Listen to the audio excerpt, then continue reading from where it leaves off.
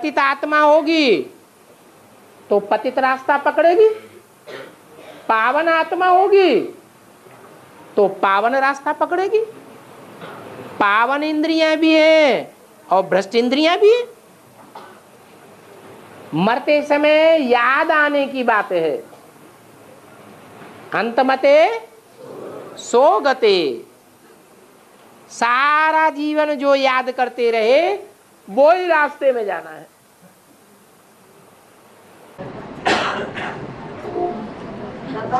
हाँ,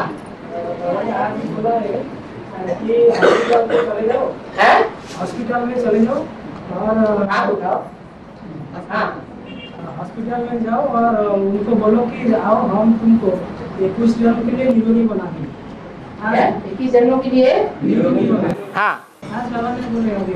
हाँ, तो फिर बोलेगी कि तुम्हारा अभी अगर रोग होता है तो वो होता रहेगा। तुम्हारा रोग होता है तो होता रहेगा। बीमारी अगर होता है तो वो होता रहेगा। हमारा हम बच्चों का रोग होता ही रहेगा। पॉइंट आया ना, हाँ, कि रोग आता है चलता है वो हाँ, वो हॉस्पिटल जाना है। हाँ, हॉस्पिटल में जाकर के उन लोगों को समझाओ। तो 21 जन्मों के लिए कैसे निरोगी बन जाएंगे? 21 जन्मों की निरोगी तब बन जाएंगे जब हम बीज को पानी देंगे। वो किसको पानी देते हैं? किसकी परवरिश करते हैं?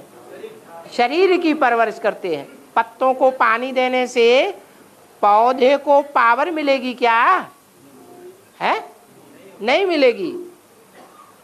पानी किसको देना पड़े? बीज और बीज से निकली हुई जड़ों को पानी देना पड़े। तो बीज को पहचानना है। वो बीज की पहचान सिवाय बाप के कोई दे ही नहीं सकता। तो बीज में अगर पानी देंगे तो शरीर निरोगी हो जाएगा इसी जन्म में।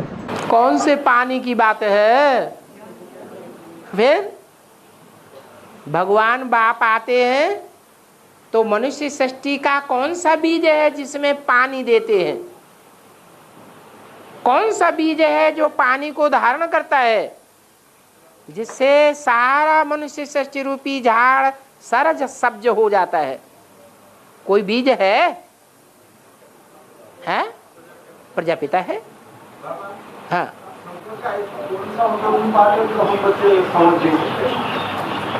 शंकर का ऐसा पार्ट है जो तुम बच्चे भी समझ नहीं सकते। इसका मतलब शंकर का जो पार्ट है इंद्रियों को कंट्रोल करने का, अमोघ वीर्य होने का, वो तुम जैसी दृष्टि और वृत्ति वाले हो। जन्म जन्मांतर की जैसी दृष्टि और वृत्ति रही है वैसे ही समझोगे। समझने वाले एक जैसे हैं या नंबरवार हैं? नंबरवार हैं। अमोघ वीर्य का मतलब ये है कि जो भी मनुष्य मात्र हैं वो सब भोगी हैं। परमपिता परमात्मा शिव सब में नहीं प्रवेश करता है।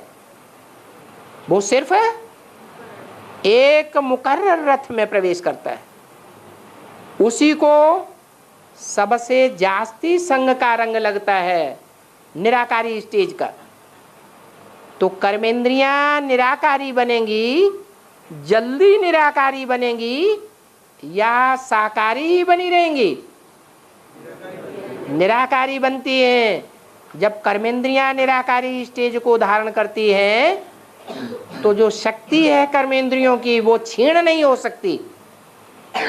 लेकिन इसमें टाइम लगता है। Practice makes a man perfect. ये याद की मेहनत है।